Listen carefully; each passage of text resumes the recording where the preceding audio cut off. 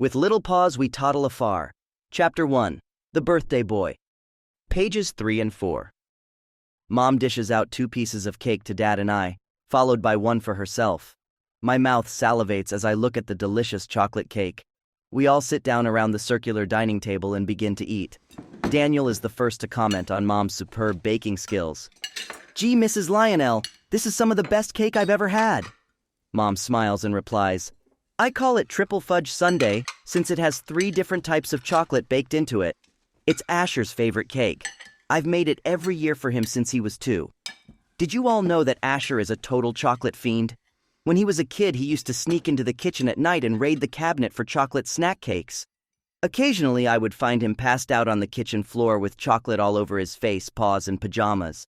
There would be plastic wrappers everywhere, and yet he would still tell me, 'I didn't eat them, Mommy. The chocolate gnomes ate them.' Everyone laughs, including myself. Mom continues, 'Yeah, after getting his first taste of this same chocolate cake on his 2nd birthday, he was addicted.'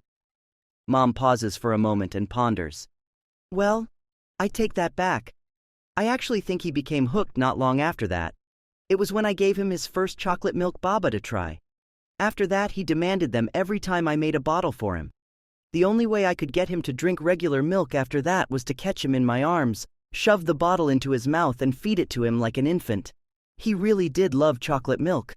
I even used to have them waiting for him when he got home from elementary school.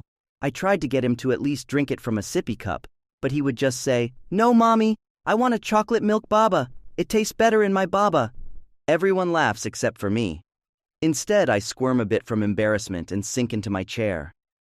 I know where this conversation is going, and I don't like it at all. Jennifer looks up between bites of cake with a puzzled look on her face. Asher was still drinking baby bottles in elementary school? That's awfully old to still be nursing from a bottle. So since we're on the subject, what was Asher like as a kid? I can feel myself getting pale and my stomach sinking as the question leaves Jen's mouth. Happy to reminisce, my parents begin to share stories from my childhood as though they were at a funeral or something. Mom starts, "Well, Asher had a hard time accepting that he needed to be a big boy, but he was also very adventurous. He was also known for getting himself into embarrassing situations for both himself and us." Mom looks over at Dad, raises her brow, and shoots him a funny look. "Remember the time Asher got lost in the furniture store and they had to page us on the intercom to come get him?" Dad replies with his usual roaring laugh, then lovingly teases me. "Yeah, I felt so bad for the poor little guy. When we arrived, he had wet his pants. He was standing there at the front of the store boo-hooing while sucking his thumb like a toddler. The funny part is that he was almost 10 years old." Everyone lets out a laugh. Jennifer looks over at me and says, "Wow, Asher, I never would have guessed you were a thumbsucker." I just look over at her, blushing beet red, and reply, "Well, the thing is, I wasn't quite a thumbsucker." Dad lets out another one of his token roaring laughs and says, "Yeah, Asher rarely sucked his thumb. He was actually a total pacifier addict, though. Nicole and I had the hardest time weaning him off of that thing as well as his baby bottle. He just wouldn't give them up. We thought for sure he was going to end up taking them to kindergarten. Of course, he didn't take them to school since the teachers would not allow it. However, he did still use them at home. He was still sucking on those things for another year or 2 afterward. He couldn't sleep without them." It feels as though the room is shaking from everyone's laughter.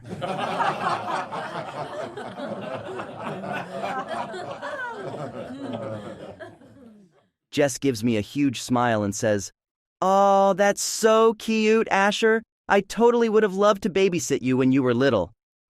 I feel myself sink a little lower into my chair. Then, just when I thought things couldn't get worse, Zach chirps up with his usual loud and untethered mouth. He begins to laugh and says, "Yeah, I remember Asher bringing his pacifier and bottle with him to our first couple of sleepovers. But it gets even better, guys. Asher actually wore diapers until the end of 2nd grade. There is an awkward silence for a moment. My friends look at each other. Then Zach, Jennifer, and Jessica all begin to laugh hysterically. Daniel, however, gets an odd look on his face, chuckles a bit, then looks away at the floor, concealing his own blushing and discomfort. Mom and Dad look grimly at each other, both knowing that they shouldn't have started this. I, on the other paw, feel like I'm about to die. I'm practically under the table now, mortified by the secret Zach has just revealed to all of my other closest friends and the guy I'm crushing on. I try my best to laugh it off and say, "I think that is enough reminiscing for one birthday, everyone." Mom and Dad both look at each other again and nod their heads in agreement. Daniel, his voice a little shaky, says, "I think it may be time to open presents." I reply, "I'd love that very much." I blush even harder, partially because of my embarrassment, but also because I just used the word love in a sentence directed at Daniel. I regain my composure and rise from my chair. My knees feel a little weak as I regain my balance. My thoughts are racing. I can't believe that Zach and my parents just exposed some of the most embarrassing moments from my childhood. I mean, they were not trying to be malicious or anything.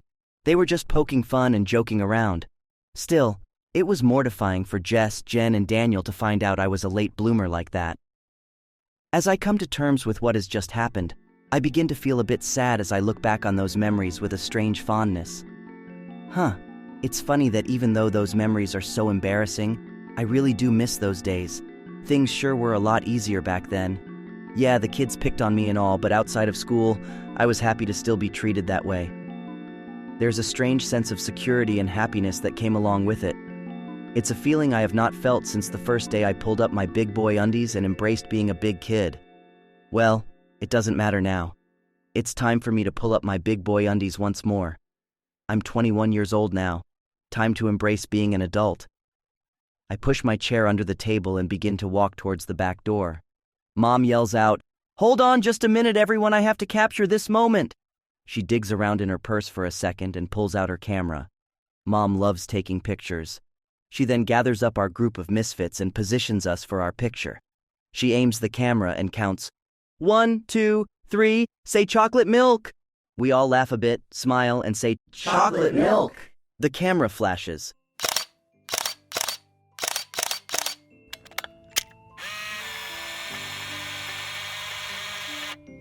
And now, Mom has yet another photo that she can add to the scrapbook.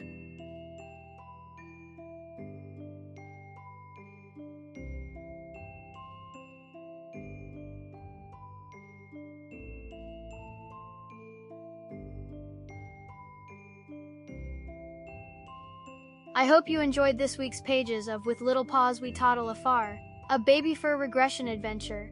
It's fans and patrons like yourself that make this wholesome storybook possible. We can't wait for you to join us next Saturday morning to see what happens as I learn to embrace being little again and deal with whatever mischief Raz and I get into. For now, though, be good, stay dry, and toddle afar. Bye-bye! If you would like to support the book and the art created by Good Boy Liger, please consider becoming a patron. When you join, you receive a new set of pages to read, as well as a video like this every Saturday morning. You also get a new original themed artwork every Sunday, high-resolution files of art used in the book, early access to slots to your character here commissions, high-resolution files of most public and commissioned artworks, and much, much more. You can find out more info and join at patreon.com/goodboyliger.